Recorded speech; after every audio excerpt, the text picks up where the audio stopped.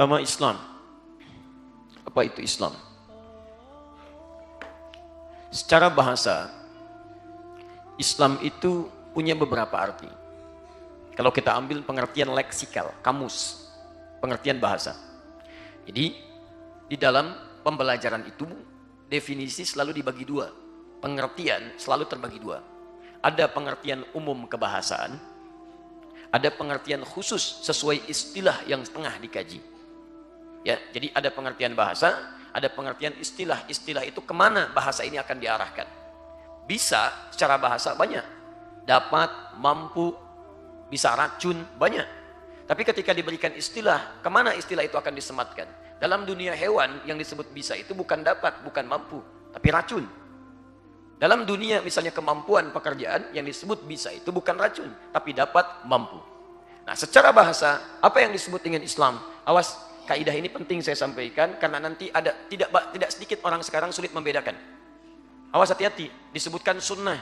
Sunnah kalau disebutkan kadang-kadang suka dibatasi, padahal sunnah itu ada 3 pengertian selain pengertian bahasa. Pengertian fikih, pengertian hadis, pengertian usul fikih. Jadi kalau ditanyakan tentang pengertian A, ditanya dalam pengertian apa itu akan dibahas. Islam secara bahasa setidaknya punya 3 arti. 1, tunduk, patuh. Tunduk, patuh. Aslama yuslimu islaman, sifat yang tunduk, patuh. Islam, kenapa disebut Islam? Orangnya disebut muslim karena seseorang kalau sudah masuk Islam, maka dia berikrar untuk patuh dan tunduk pada ketentuan Allah Subhanahu wa taala. Jadi kalau Anda sudah mengatakan saya Islam, saya muslim tapi tidak patuh pada ketentuan Allah, maka ada yang salah dalam keislamannya. Ada yang tidak tepat. Karena itu nanti kita akan lihat ketika Allah menyebutkan tentang Islam, Nabi menafsirkan Islam, maka di situ akan berbentuk ujian-ujian kepatuhan kita kepada Allah Subhanahu wa taala. Nanti kita akan lihat. Jadi kalau Anda mengatakan Islam, nanti akan diuji oleh Allah, diterangkan oleh Nabi ujiannya. Ini Islam itu begini, begini, begini, begini. Kalau Anda tidak mau mengerjakannya, maka belum sempurna keislamannya. Baik. 2. Islam bisa diartikan sesuatu yang menghadirkan kedamaian. Tenang. Nyaman. Jadi kalau Anda sudah berislam sampai dengan hari ini, tapi mohon maaf, belum mendapatkan ketentraman, kedamaian, ketenangan, ada yang belum sempurna dalam keislaman kita. Nanti ada kaitan dengan yang pertama. Kalau Anda bisa patuh kepada Allah, mengerjakan semua tuntunannya, maka akan melahirkan bagian kedua. Tenang, damai, tentram. Tenang dalam kegelisahan dunia, damai dalam urusan dunia, dan bahagia dalam urusan akhirat. Nanti kita akan lihat. Jadi kalau Anda belum bisa mendapatkan ketenangan, kedamaian, kenyamanan, mungkin kepatuhan kita kepada Allah itu yang kurang.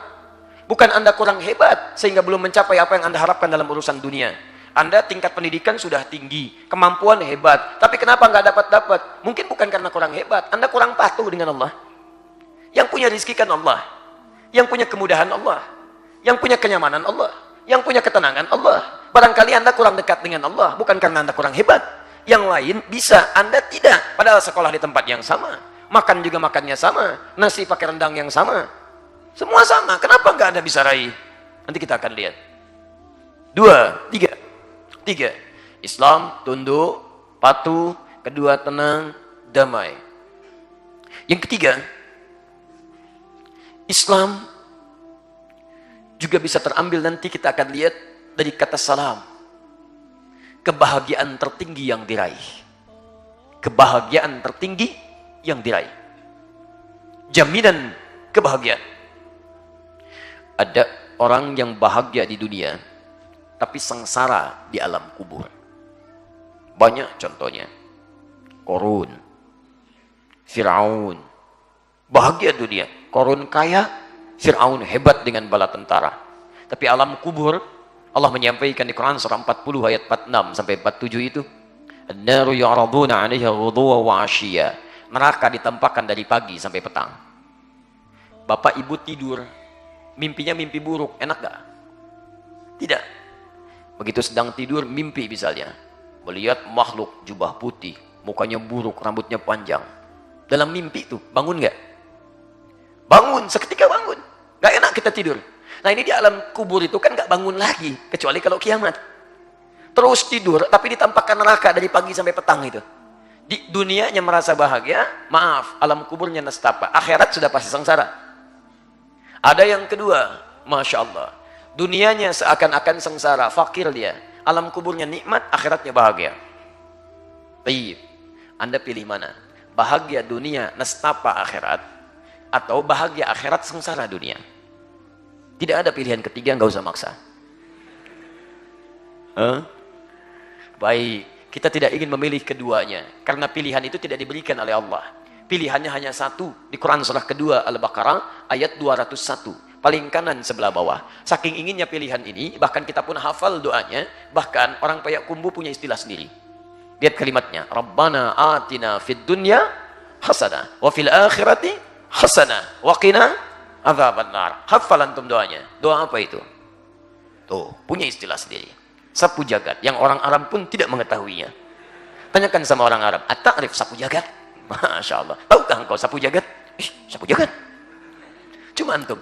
Ada doa sapu jagat, ada doa sapu nggak ada jagatnya, ada jagat nggak ada sapunya. Masya Allah, luar biasa. Dunia bahagia, alam kubur bahagia, akhirat bahagia. Nah, kalau Anda ingin mendapatkan puncak kebahagiaan, di dalam Islam itu kebahagiaan diukur di 3 alam. Kita nanti akan lihat. Bukan cuma bahagia dunia, kalau cuma dunia, jangankan orang Islam, non-Muslim pun ada yang bahagia. Coba lihat tuh, banyak orang bahagia non-Muslim di dunia. Alam kubur, kita lihat besok. Kalau pengen cepat ya silahkan aja duluan. Lihat. Bahkan saking bahagia nanti kita lihat meninggalnya tuh enak, tenang. Ya Tuhan nafsul mutmainnah. Sudah dunia mau meninggal aja tenang. Dunianya tenang, enak, tenang, nyaman. Mau meninggal juga tenang. Alam kuburnya enak. Jadi kita turunkan ayat-ayatnya. Akhiratnya bahagia. Nah, jadi capaian kebahagiaan ukurannya dalam Islam itu bukan cuma sekedar dunia, tapi alam kuburnya nikmat, akhiratnya pun bahagia. Itulah Islam. Nah, persoalannya kita ke alam kubur aja belum. Kemudian dunia belum bahagia. Sementara kita mengaku Muslim, Islam kita. Apa yang salah dalam keislaman kita sehingga kebahagiaan itu belum diraih? Bahagia itu bisa relatif nanti sesuai dengan kadar masing-masing. Ada bahagia dengan kekuatan tenaga ketika bisa bangun tahajud. Ada bahagia ukurannya harta ketika mencapai batas tertentu. Ada bahagia itu ukurannya kedudukan ketika mencapai level tertentu. Tapi dari semua yang relatif itu, semua kebahagiaan itu mendekatkan pelakunya dengan Allah Subhanahu wa taala. Jadi kalau Anda menjadi orang kaya, mohon maaf, tapi kekayaan Anda belum bisa mendekatkan Anda dengan Allah, maka dalam Islam belum disebut bahagia. Belum bahagia. Kalau cuma sekedar kaya, Qarun lebih kaya. Qarun lebih kaya.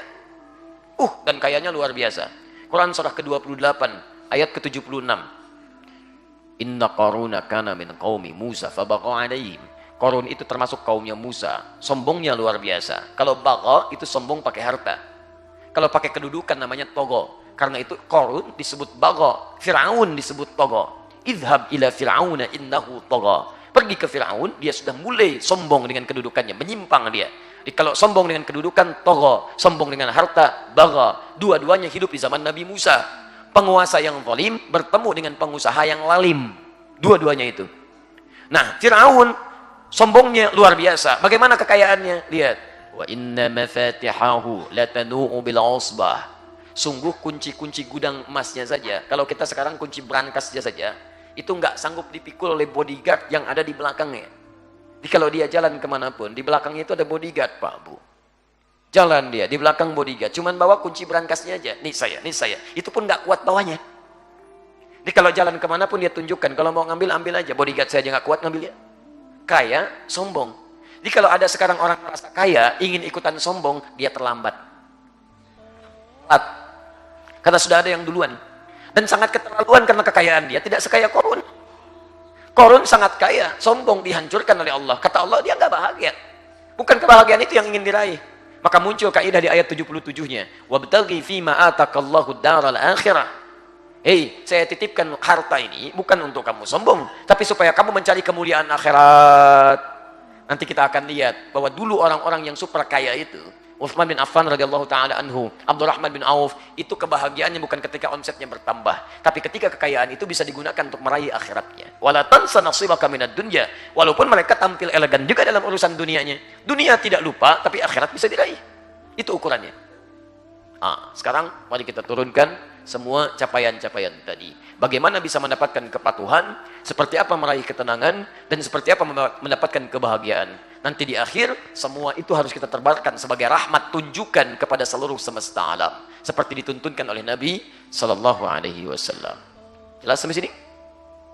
Belum saya terangkan ya. Satu, Islam. Kita mulai. Islam sebagai tuntunan kepatuhan. Quran surah 3 ayat 19. Ketika Allah menyebutkan Islam sebagai tuntunan kepatuhan, maka kalimatnya disebut dengan ad-din. Inna ad-dina 'indallahil Islam. Sungguh din yang diridhai oleh Allah itu adalah Islam. Jadi kalau sudah Anda mendapatkan ad-din, Islam, Anda tidak boleh mencari yang lain. Rugi Anda. Sudah dapat Islam, maaf, Anda mencari yang lain. Orang-orang sibuk mencari Islam, Anda sudah Islam, ngapain cari yang lain? Anda sudah dapatkan baju yang bagus, kenapa mencari yang jelek? Jelas ya? Karena itu turun kaidah di Quran surah ketiga ayat 85. Wa may yabtaghi ghairal islami dina falan yuqbala minhu wa huwa fil akhirati minal khasirin. Siapa yang mencari selain Islam sebagai din, maka Allah nggak akan terima. Di akhirat nestapa dia. Dunia silakan kalau merasa bahagia, tapi nanti saya tunggu di akhirat kata Allah. Lihat, akhirat rugi. Nah, sekarang pertanyaannya, apa itu ad-din? Ujian kepatuhan. Kita lihat. Ketika Nabi SAW menerangkan tentang ad-din, yang disebut dengan al-Islam tadi, sehingga nanti menjadi rahmat bagi semesta alam, disebutkan kisahnya di hadis riwayat Muslim, nomor hadis yang ke-8, dari Umar bin Khattab radhiyallahu ta'ala anhu. Di Al-Arba'in nomor hadis yang kedua. Saya bacakan hadisnya. An Umar bin Khattab radhiyallahu ta'ala anhu aidan qala. Hadis riwayat dari Umar bin Khattab radhiyallahu ta'ala anhu, semoga Allah meridai kepadanya. Beliau menyampaikan, bainama nahnu julusun 'inda Rasulillah, ketika kami sedang duduk-duduk santai bersama Rasulullah sallallahu alaihi wasallam. Kalau ada kata julus ditambah dengan bainama, itu duduknya santai. Tidak terlampau serius. Tapi saya ingin tunjukkan pada Anda, sahabat Nabi itu Masya Allah luar biasa. Duduk santai aja, yang dicari orang baik. Ya, mau duduk santai aja. Santai itu kan duduk-duduk ringan. Kadang minum teh, minum kopi. Tapi yang dicari orang baik, Nabi langsung. Ini petunjuk dalam khazanah sirah kita. Ini adab. Bahwa orang Islam itu dalam segala hal ingin mencari yang terbaik. Anda lihat ya, bayangkan. Kalau Anda berhadapan dengan orang baik, dapat orang baik itu dalam santainya saja, pasti akan menampakkan kebaikan. Karena dia baik, maka lisannya akan bicara yang baik-baik. Karena dia baik, maka pandangannya akan pandang yang baik-baik. Karena dia baik, maka tangannya akan mengerjakan yang baik-baik. Lihat para sahabat itu. Jangankan yang seriusnya, yang santainya saja, cari orang terbaik. Itu prinsip kita. Nah, kita jangan terbalik. Jangankan santai, seriusnya aja mencari orang aneh misalnya. Awas hati-hati, ya. Nah, lihat teman-teman sekalian, dalam santainya pun yang dicari orang baik-baik, maka ambil prinsip ini dalam kehidupan. Anda pergi ke kantor, mau jalan sedikit, jalannya santai, cari orang baik. Ya, di rumah cari orang baik. Di kehidupan sosial cari orang baik. Dengan kebaikan itu maka kebaikan Anda akan terjaga dan semua terkumpul kemuliaan-kemuliaan dalam kehidupan. Bainama nahnu julusun 'inda Rasulillah idh tala'a 'alaina rajulun shadidu bayadhi thiyabi. Tiba-tiba di hadapan kami nampak seorang lelaki. Pakaiannya putih bersih. Shadidu sawadi sya'ri, rambutnya menghitam rapi. La yura 'alaihi atharus safari, tidak nampak dalam dirinya bekas-bekas perjalanan, enggak nampak keringat. Ini ingin menunjukkan adab seorang penuntut ilmu.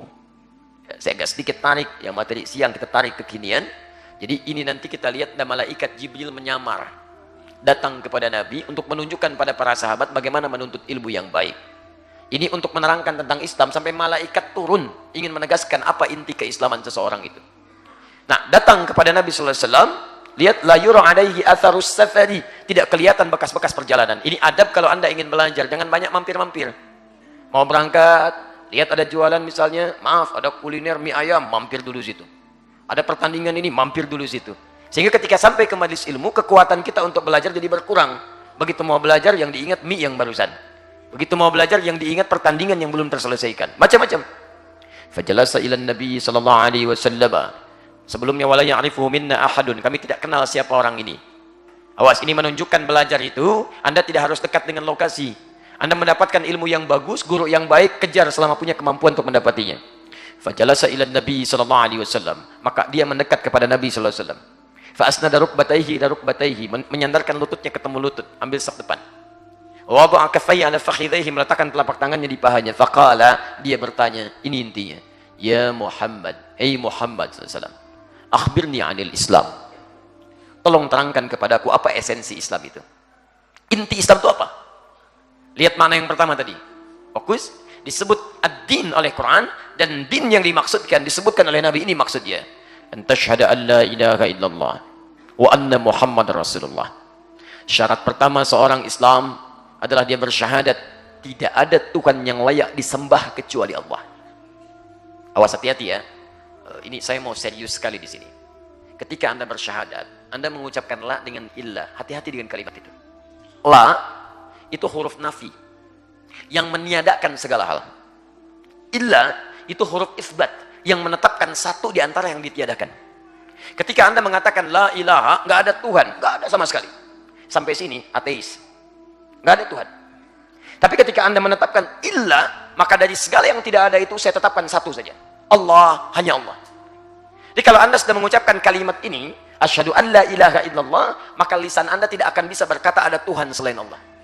Karena Anda menetapkan nggak ada Tuhan kecuali cuma Allah saja. Maka lisan orang yang bersyahadat itu mustahil lisannya akan mengatakan, walaupun lisan tidak bertulang, tapi lisan ini tidak akan pernah bisa mengatakan ada Tuhan lain selain Allah. Tidak ada din selain Islam. Mustahil. Lisan orang yang syahadat, Anda ini kan syahadat paling minimal 9 kali dalam sehari. Subuh sekali. Coba lihat. Zuhur 2 kali. Asar 2 kali. Maghrib 2 kali. Isya 2 kali. Bukankah dalam tahiyat Anda bersyahadat? Asyhadu an la ilaha illallah. Subuh tahiyat sekali. Zuhur 2 kali. Asar 2 kali. Maghrib 2 kali. Isya 2 kali. Lisan orang yang tahiyat mengucapkan asyhadu an la ilaha illallah, maka dia tidak akan pernah mampu mengucapkan ada agama lain selain Islam, ada Tuhan lain selain Allah. Jadi saya tuh agak bingung, ada orang mengatakan semua agama sama, menuju pada Tuhan yang sama, cuman caranya beda-beda. Ada yang salah di lisannya itu. Karena lisan orang yang berlatih syahadat dengan benar itu mustahil bisa mengucapkan kalimat demikian. Sama dengan telunjuk yang selalu dipakai untuk syahadat. Telunjuk ini ketika digunakan untuk syahadat, mustahil bisa dipakai maksiat. Mustahil. Karena tiap hari ketika diucapkan asyhadu an la ilaha illallah, telunjuk Anda mengangkat. Maka telunjuk orang sholat tidak akan pernah dipakai maksiat. Tanda tangan proyek yang tidak jelas, menulis hal-hal yang dilarang oleh Allah, mengerjakan hal yang tidak disukai, curang dalam timbangan, wailul lil mutaffifin alladzina idza iktalu 'alan nas yastawfun. Enggak mungkin. Mustahil. Hati-hati teman-teman sekalian, hati-hati. Makanya orang-orang yang demikian disebut oleh Quran pasti sholatnya bermasalah. Quran surah keempat ayat 142. Bermasalah. Teruskan. Wa asyhadu anna Muhammad Rasulullah. Cara menyembah Allah, maka Anda mesti melihat bagaimana Rasulullah menuntun kita. Kemudian apa ujiannya setelah Anda berislam mengucapkan kalimat syahadat? Perhatikan, kepatuhan. Wa tuqimas shalah, kerjakan salat. Wa tu'tiyaz zakah, keluarkan zakat. Wa tasuma Ramadan, puasa Ramadan. Wa tahujjal baita in istata'ta ilaihi sabila. Kemudian Anda tunaikan haji dan berusaha mampu mewujudkannya. Ujian pertama ketika Anda mengucapkan saya Islam, saya Muslim, maka ujian yang pertama, perhatikan teman-teman sekalian, ujian kepatuhan dalam bentuk ibadah. Ini poinnya. Ya. Jadi kalau ada orang Islam mengaku Muslim, kemudian dia tidak mau ibadah, maka mohon maaf, satu, dipertanyakan keislamannya. Ini poin pertama. Ingat yang pertama tadi saya sebutkan, Islam, pengertian pertama kepatuhan, patuh pada ketentuan Allah. Karena itu ketika Anda bersyahadat, saya masuk Islam, syahadu an la ilaha illallah, syahadu anna Muhammad Rasulullah, Anda akan diuji dengan amalan tadi. Patuh nggak nih? Muncul turunannya. Makanya turun di Quran perintah-perintah salat, wa aqimus shalah. Quran surah kedua ayat 43, wa aqimus shalah. Zakah, wa atuz zakah. Puasa, Al-Baqarah 183, ya ayyuhalladzina amanu kutiba alaikumus syiyam. Haji, Quran surah kedua ayat 196. Ya, wa atimul hajj wal umrata lillah. Turun semua perintah. Mau diuji patuh enggak? Jelas sampai sini? Ini bagian yang pertama.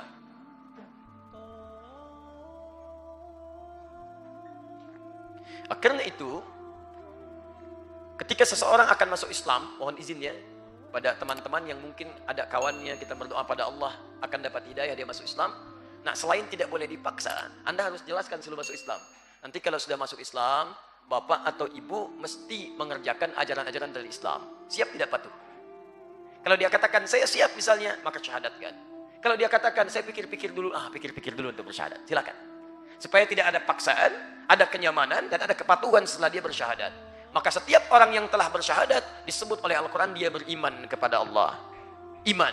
Orangnya disebut dengan mana pekerjaannya? Orang yang mukmin jamaknya amanu. Perhatikan, ketika orang-orang sudah amanu, beriman kepada Allah, mengucapkan syahadat, maka kalimat pertama kali diminta harus dia patuh mengerjakan tuntunan dalam Islam. Quran surah kedua ayat 208. Poin. Ketika kepatuhannya disebutkan, kalimatnya menggunakan kata silmi. Perhatikan, ini ujian kepatuhannya diterangkan dalam bentuk Islam.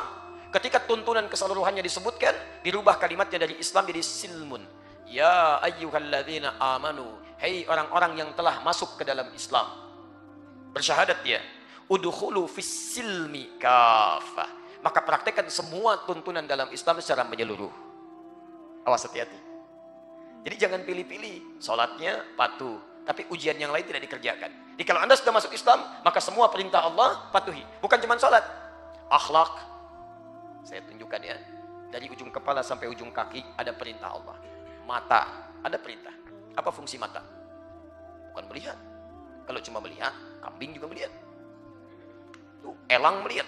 Mata elang lebih tajam dibanding mata kita. Elang naik ke udara, naik ke bukit tinggi. Masya Allah, naik. Anak ayam di bawah kelihatan. Antum naik pakai pesawat, anak sendiri gak kelihatan. Coba aja, mata elang tuh.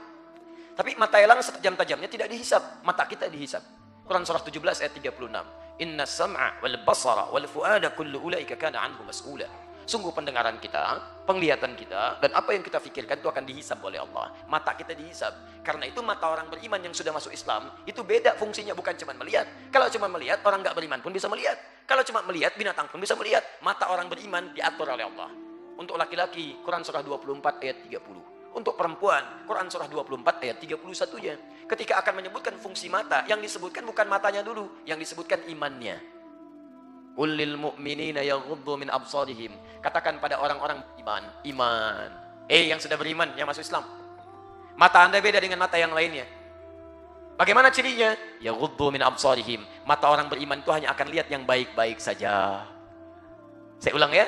Mata orang beriman, kata Quran, hanya akan melihat yang baik-baik saja. Jadi kalau Anda mengaku beriman, masuk Islam, matanya sering dipakai untuk melihat yang tidak baik, ada yang salah dalam imannya. Perempuan juga begitu. Wa qul lil mu'minati yaghuddna min absarihinna. Hei perempuan-perempuan beriman, imannya dulu sebelum matanya. Anda masuk Islam patuh pada ketentuan Allah. Patuh. Bukan cuma sholatnya. Mata yang selalu dipakai menunduk kepada Allah, sujud dia, maka tidak akan pernah digunakan untuk melihat yang tidak baik. Palingkan. Ghaddul basar. Ghaddul basar itu bukan nggak boleh lihat. Lihat silakan. Ketika yang dilihat tidak baik, palingkan. Bahkan seketika Anda beristighfar, mata melihat dipalingkan, lisan beristighfar. Wasari'u ila maghfirah. Quran surah 3 ayat 133. Bergegas dia istighfar. Itu keluar lihat ada aurat terbuka, palingkan. Astagfirullah. Salah. Dan cepat. Tingkat keimanan ditentukan pada kecepatannya. Cepat. Astagfirullah. Tinggal ada jeda. Astagfirullah. Astagfirullah. Ini menunjukkan masih bermasalah. Masuk ke lisan, sama. Iman dulu yang disebut. Quran surah ke-49 ayat 11. Ya ayyuhalladzina amanu, iman sebelum lisannya. La yaskhar qaumin qaum. Jangan saling cela antara satu komunitas dengan yang lainnya. Orang per orang. Boleh jadi yang dicela itu lebih baik daripada pencelanya. Laki-laki dan perempuan, jangan saling cela. Ketika disebutkan fungsi lisan, imannya dulu. Jadi kalau ada orang tidak beriman mencela, dia memang gak punya iman. Yang jadi masalah, ada orang aku beriman bisa mencela. Ada yang salah dalam imannya. Ada yang keliru. La yaghtab ba'dukum ba'dha, jangan saling bergosip, gibah. Bu, maaf saya ke ibu ya, bukan berarti bapak-bapak nggak gosip. Tapi peluang untuk berbicara dan berdiskusi lebih banyak perempuan dibanding laki-laki. Karena itu perempuan kalau banyakkan disebut dengan nisa. Perempuan itu unik, kalau sendirian dia mar'ah pak. Tapi kalau banyakkan katanya berubah jadi nisa. Laki-laki akar katanya sama, sendirian rajul, banyakkan rijal. Kata-katanya masih itu juga, perempuan tidak. Mar'ah kalau sendirian, nisa kalau banyakkan. Mar'ah itu diantara maknanya yang senang tampil keindahan. Mar'ah. Ya, makanya antum jangan heran. Kalau mau berangkat baju sedikit lecek, Anda si cuek aja di belakang tiba-tiba. Pak, sini, ganti. Tampil indah. Begitu selesai, spray rapikan. Segala ditata. Wah, mau berangkat baju dilihat-lihat, dielok-elok. Mau berangkat pilihan banyak. Indah, karena senang tampil keindahan. Jadi kalau Anda pulang, istri Anda misalnya kurang peduli dengan keindahan, ada salah itu dalam kewanitaannya. Senang. Kadang-kadang bikin kita bingung juga. Mau ke taklim, nanya, Pak, ini ada baju bagus nih, mana warna yang bagusnya? Yang biru atau pakai yang hitam? Masya Allah. Kita bilang hitam aja lah lebih baik. Ah masa sih biru kayaknya ya? Masya Allah. Katanya nanya, kita jawab punya pilihan dia. Masih mending kalau dipakai yang hitam atau biru. Begitu keluar hijau. Luar biasa. Tapi kalau banyakan, dia berubah nama jadi Nisa. Nisa itu dari kata nasa. Sifat yang gemar mencurahkan apa yang dirasakan. Makanya ada surah An-Nisa. An-Nisa. Kenapa disebut Nisa? Karena perempuan itu sependiam apapun kalau sendirian. Kalau ketemu temannya bisa cerita. Dan kadang ceritanya itu cerita yang tidak dibenarkan oleh Quran. Karena itu ciri istri salihah di Quran surah 4 ayat 34, paling kiri sebelah atas. Itu tidak akan pernah lisannya mengungkap apa yang tidak harus diceritakan. Apalagi urusan keluarga, mungkin suaminya.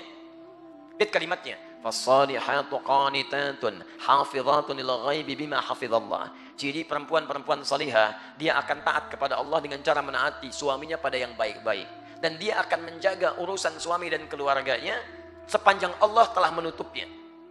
Aibnya akan dijaga, tidak keluar, tidak bicara. Mohon maaf ya, ini sindiran tajam di Quran. Kalau ada aib rumah tangga tersebar keluar, jangan disalahkan yang nyebarkan. Yang jadi masalah, kenapa Anda membuka? Bahasa Qurannya kan saya sudah tutup, kata Allah, kenapa kamu buka? Kata Nabi, kalau malam ada terjadi sesuatu, siang jangan menyebar. Kalau siang terbuka sesuatu, malam jangan menyebar. Tutup, Anda bisa tutup sampai kiamat akan dijaga oleh Allah. Tapi kadang-kadang keluarlah kalimat itu, judulnya taklim, baju sudah dipilih, berangkat pakai hijau.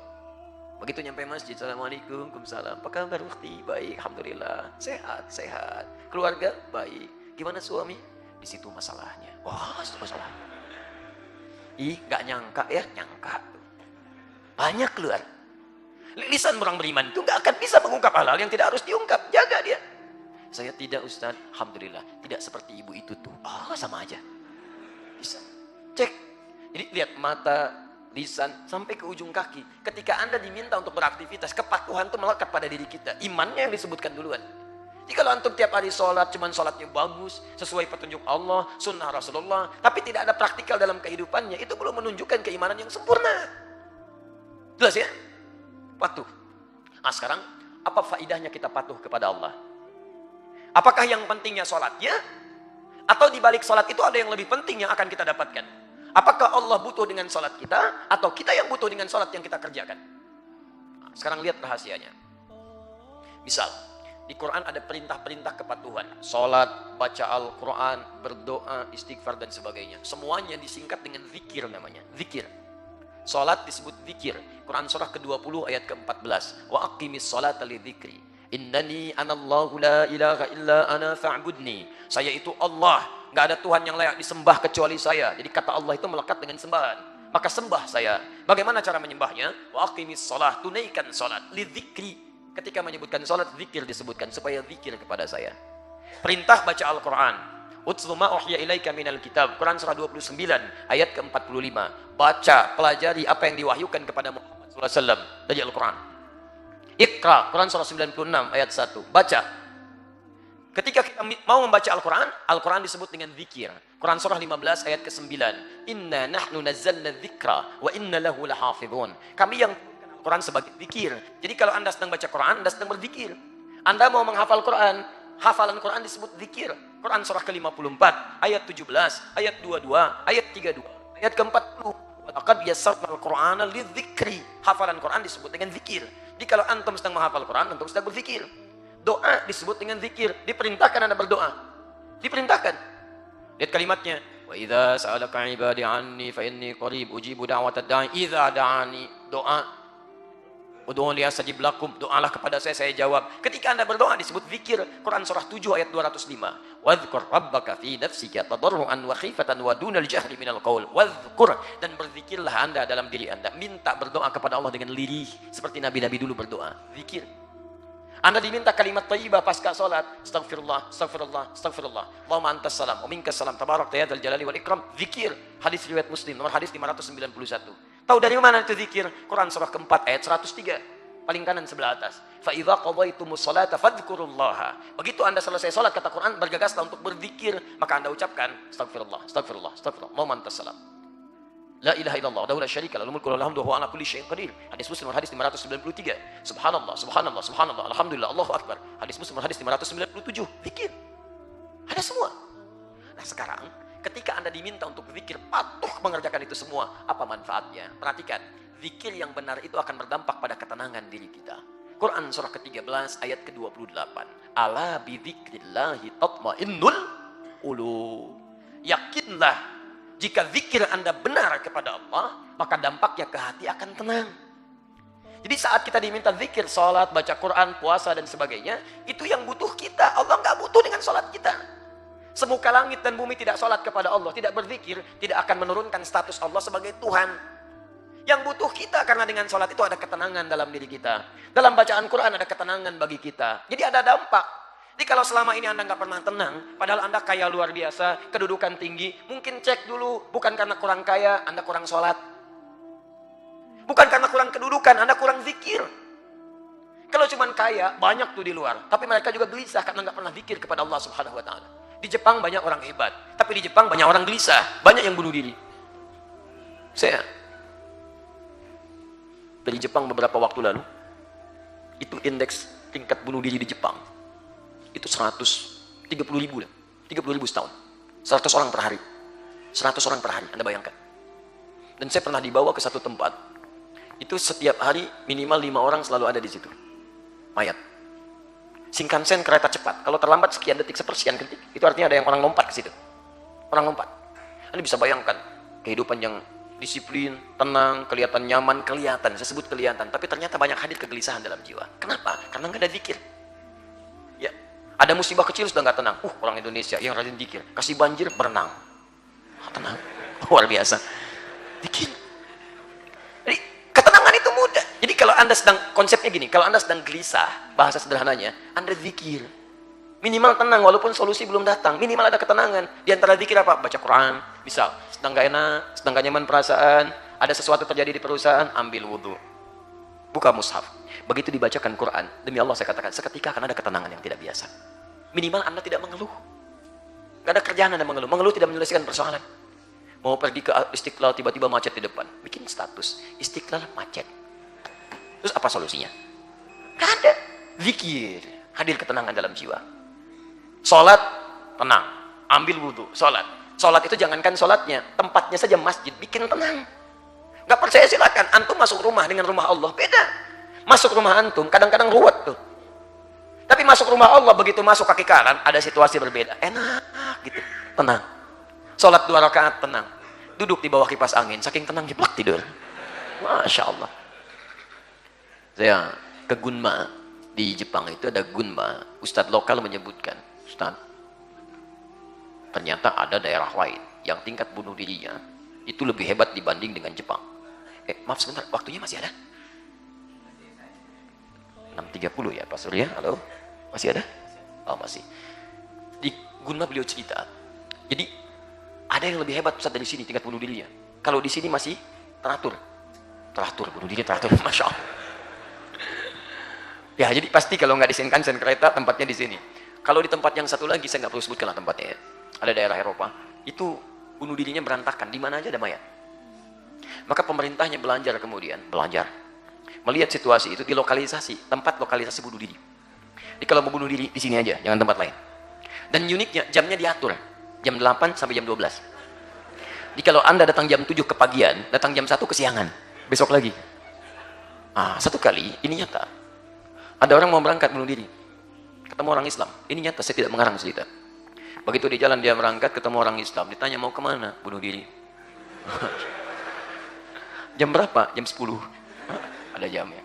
Baik, hari itu masih belum jam 10. Baik, masih belum. Si orang Islam ini bilang, bisa nggak ikut saya dulu? Saya takut telat, Masya Allah. Luar biasa.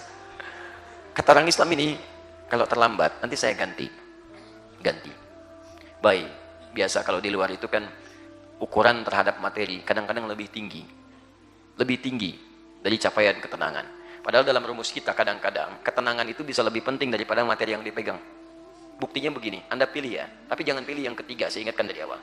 Pilih kaya tapi gelisah atau miskin tapi tenang. Nggak ada pilihan ketiga, jangan maksa. Kaya tapi gelisah atau miskin tapi tenang. Banyak uang tapi gelisah, sedikit uang tapi tenang. Pilih mana? Saya tahu pengen kaya tapi tenang gitu kan, sudah nggak usah dikasih pilihan. Balik sini. Akhirnya apa yang terjadi? Dia berangkat ikut dengan orang ini. Dibawa kemana? Ke masjid. Karena dia belum muslim, dia tunggu di luar, dia nggak masuk, sedang ada pengajian. Begitu duduk, Masya Allah, jangankan orang Islam, non muslim ikut pengajian di luar, begitu duduk mulai ngantuk, nggak terasa tidur. Allahu Akbar, saking lelapnya tidur sampai bubar pengajian, tidur, tidak dibangunkan karena merasa kayaknya nikmat orang ini. Lewat jam bunuh diri, jam 10 lewat, jam 12 lewat, jam 2 baru seresek-resek mau bangun. Saat itulah kemudian dia terbangun. Kata si orang tadi yang muslim yang menawarkan, saya minta maaf, katanya, minta maaf, tadi nggak bangunkan Anda karena Anda terlihat nikmat bunuh diri, maaf, tidurnya, nanti besok saya antar lagi, saya ganti kerugiannya. Kata orang tadi, tidak, nggak usah diantar, nggak usah diganti, saya nggak jadi bunuh diri. Kenapa? Entah kenapa saya mendapatkan ketenangan ketika berada di sini. Anda bisa bayangkan, non muslim saja dekat masjid bisa tenang, masa Anda orang Islam yang sudah muslim nggak tenang ke masjid? Cek, ada non muslim dekat masjid bisa tenang, Anda orang Islam dipanggil adzan jadi nggak tenang. Allahu Akbar, Allahu Akbar, kau udah sholat lagi? Oh, luar biasa. Akhirnya apa yang terjadi? Orang itu masuk Islam, menyebar kisahnya, bikin viral. Akhirnya ketika viral, kansel setempat, pemdanya setempat, Masya Allah, membuat aturan. Jadi setiap ada yang bunuh diri, Ustadz tadi dibuatkan tempat lokal di sini di sampingnya. Ada tulisan, yang mau bunuh diri konsultasi dulu ke sini. Luar biasa. Teman-teman sekalian, coba lihat, barangkali yang membuat kita tidak tenang itu bukan karena capaian dunia, tapi mungkin zikir kita kurang. Jadi kalau Anda ingin, bagaimana Anda bisa mengatakan Islam rahmat lil alamin, diri sendiri aja belum jadi rahmat. Untuk pribadi Anda belum mendatangkan rahmat, bagaimana Anda bisa menawarkan rahmat pada orang lain? Kalau Anda belum bisa menenangkan diri, bagaimana menenangkan orang lain? Orang tua yang belum bisa menenangkan dirinya, bagaimana bisa menenangkan anaknya? Anaknya nangis, tenang, bapaknya aja nggak tenang, ibunya nggak tenang, bagaimana bisa bikin anaknya tenang? Jadi kalau kita berusaha mengatakan lil alamin, bikin diri sendiri juga baik dulu dalam pandangan Allah Subhanahu wa taala. Karena itulah orang-orang yang berinteraksi dengan Al-Quran, menunaikan perintah Allah, patuh pada segala keterangan dan tuntutan, maka apa yang terjadi selain ketenangan? Quran surah ke-19 ayat 15, itu yang saya kotakin nomor 7. Lihat, wassalamun alaihi yauma wulida wa yauma yamutu wa yauma yub'atsu hayya. Jaminannya 3. Seperti kami berikan pada Nabi Yahya, kalimatnya nakirah. Nakirah itu umum, bukan untuk 1-2 orang. Ayat ini bicara tentang kepatuhan Nabi Yahya. Ayat 11-nya Yahya, ya Yahya, khudhil kitaba biquwwah. Yahya, ambil kitab. Pelajari. Wahyu dari Allah Subhanahu wa taala. Terapkan. Nabi aja diperintahkan. Nabi Muhammad juga baca Quran, belajar Quran. Ya saya tanya, Nabi Muhammad itu nabi bukan? Rasul bukan? Dijamin surganya? Ada hisabnya enggak? Surganya tingkat tinggi atau paling rendah? Tingkat tinggi. Beliau informasi masih baca Quran. Khatam Quran sekali, 2 kali. Masya Allah, sekali dalam setahun, saat Ramadan. Saat mau meninggal 2 kali dalam Ramadan. Nabi Muhammad masih menghatamkan Quran, baca Quran, belajar Quran dengan malaikat Jibril. Maaf, antum Nabi bukan? Bukan, Rasul bukan. Sudah jelas surganya? Belum. Ada hisab nggak? Surga paling tinggi atau paling rendah? Belum jelas. Baik, Anda bukan Nabi, bukan Rasul, surga belum jelas, amalan berantakan, hisab menegangkan. Masya Allah, nggak mau baca Quran? Nabi aja baca Quran, masa kita yang bukan Nabi enggak? Kebalikan. Ya Yahya khudhil kitaba biquwwah wa atainahu hukma sabiyya, ketenangan. Wa hananan min ladunna, kebaikan. Wa zakata wa kana taqiyya wa barran biwalidayhi wa lam yakun jabbaran 'asiya. Ketika Yahya alaihi salam mengikuti tuntunan Allah, patuh pada perintah Allah, ketenangan dunia diberikan. Yang hebat, wassalamun alaihi yauma wulida wa yauma yamutu wa yauma yub'atsu hayya. Kami jamin hidup dunianya tentram, alam kuburnya nyaman, dan akhiratnya bahagia. Ketika menyebutkan jaminannya, kalimatnya dibuat nakirah, bentuk umum. Ada kaidah dalam tafsir. Lihat kaidahnya berbunyi, jika sesuatu disebutkan dalam bentuk umum, maka yang diberikan tidak hanya berlaku bagi orang yang disebutkan saja. Kalimat dalam kaidah asbabun nuzulnya menyebutkan al-ibratu bi umumil lafzi la bi khususis sababi. Anugerah itu berdasarkan keumuman lafadznya, bukan khusus diturunkan kepada siapa. Ayat itu ingin memuji Nabi Yahya, tapi kalimatnya dalam bentuk umum. Artinya siapapun yang mengikuti petunjuk-petunjuk dari Quran seperti Nabi Yahya mengerjakan, maka akan diberikan kalimat-kalimat dan anugerah yang sempurna. Contoh, para nabi sunnahnya diikutkan itu. Nabi Muhammad luar biasa, diikuti oleh para sahabat. Sahabat bukan nabi, bukan rasul. Utsman mengikuti. Utsman itu menantu nabi, menikah dengan 2 putri nabi. Yang satu dinikahi meninggal dunia, nikah lagi dengan yang satunya lagi. Pengusaha sukses. Sejak mengikuti petunjuk nabi, usahanya nggak pernah rugi. Modalnya tidak pernah kembali. Yang datang untung, bukan kembali modal, kembali untung. Untung. Saking kayanya, sampai hari ini asetnya masih ada di Madinah. Saya terakhir ke Madinah, itu Masya Allah. Sampai sekarang masih ada asetnya. Sudah 15 abad lebih masih ada. Utsman pernah beli sumur. Bukan lahan parkir itu ujian buat kita sekarang. Bisa nggak niru Utsman tuh? Ya. Kalau mau tiru, silakan. Pahalanya banyak. Itu Utsman beli sumur orang Yahudi. Setiap mau ngambil, bayar kata Yahudi. Kata Utsman, saya beli. Ngambil gratis. Sekitarnya ada area tanah, 10 hektar. Ini cuma 400 meter. Itu 10 hektar. Kata Utsman, saya beli. Begitu dibeli, kata Utsman, hadirkan kurma. Yang lapar makan kurma, yang haus minum air, gratis. Sekarang area ini akan dijadikan pusat penginapan, perhotelan. Royaltinya disimpan di Bank Saudi. Nama Utsman bin Affan. Disedekahkan untuk kepentingan umat Islam. Masya Allah. Kepentingan umat Islam. Anda bayangkan hartanya sampai sekarang masih ada. Kaya luar biasa. Menantu Nabi menikah dengan dua Nabi. Disebut Dzun Nurain, yang punya dua cahaya. Melalui lisan Nabi disebut. Melalui lisan Nabi akan masuk surga tanpa hisab. Melalui lisan Nabi disebut malaikat kalau turun malu saking pemalunya. Tapi Masya Allah, tahukah Anda apa yang terjadi? Patuhnya pada Allah tak terlukiskan. Kata Imam An-Nawawi dalam kitabnya At-Tibyan fi Adab Hamalatil Quran, terbitan Darul Kutub Al-Islamiyah warna merah Barun, halaman 38, paragraf 1, baris 1 sampai 2 paling kanan sebelah atas. Kata Imam An-Nawawi, kebahagiaan Utsman itu bukan tatkala omsetnya meningkat atau bertambah. Kebahagiaannya tatkala menemukan waktu lapang untuk ibadah. Sampai tahajudnya malamnya, sampai hatam Quran. Malam tahajud, hatam Quran. Sahabat Nabi, menantu Nabi, sangat pemalu, malaikat turun malu dengan Utsman, jaminan surganya ada dari lisan Nabi. Kayaknya luar biasa, Masya Allah. Malam masih tahajud sampai hatam Quran. Jangankan yang fardu, sunnah dikerjakan. Bandingkan, antum sahabat Nabi bukan, menantu Nabi juga bukan. Lihat, kaya tidak sekaya Utsman. Surga belum ada jaminannya. Malaikat turun, belum tentu malu, lihat antum. Cek. Apa sih yang membuat kita jangankan tahajud yang fardu aja kadang terlambat. Tapi cita-cita lebih hebat daripada Utsman. Mau kemana masuknya? Surga Ustaz. Surganya apa? Firdaus. Kalau bisa tanpa hisab. Masya Allah. Jelas ya? Nah, karena itu, saya ingin antarkan pada bagian terakhir. Kalau ingin Islamnya jadi rahmat bagi alamin, seluruh alam, maka yang harus kita kerjakan, ikuti tuntunan Rasulullah. Dalam mengamalkan nilai keislaman itu, hadirkan dalam diri kita akhlaknya, ibadahnya, muamalahnya, keluarkan runtutan Qurannya.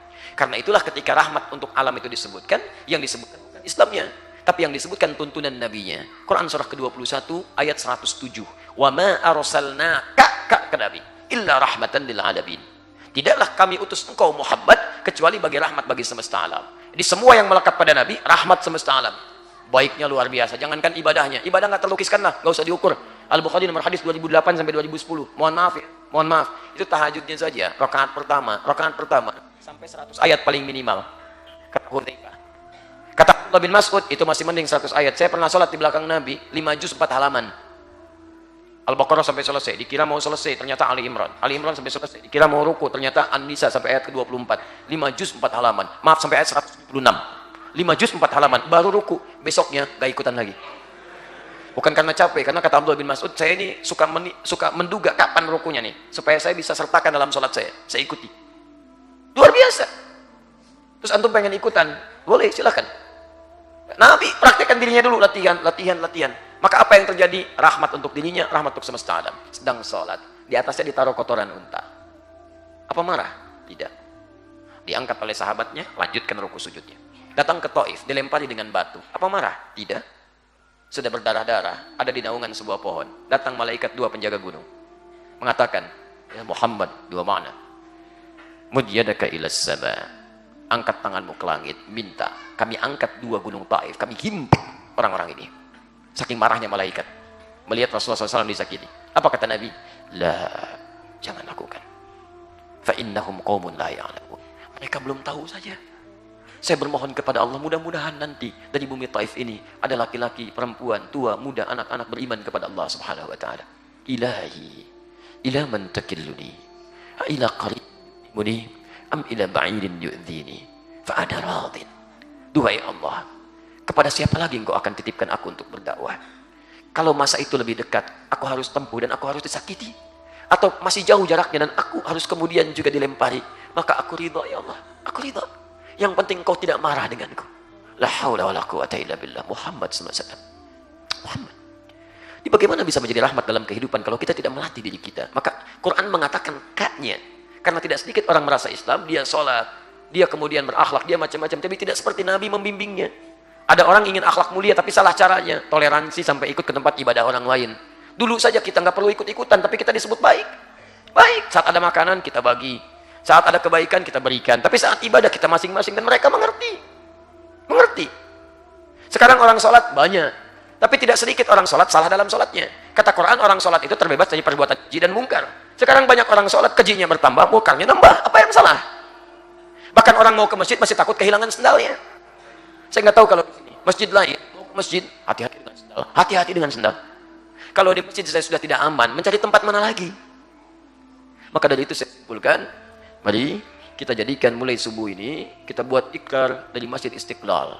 Istiqlal merdeka, bebas, merdeka dari segala keburukan, merdeka dari segala penghambaan kepada selain Allah, merdeka dari maksiat, itu yang paling penting.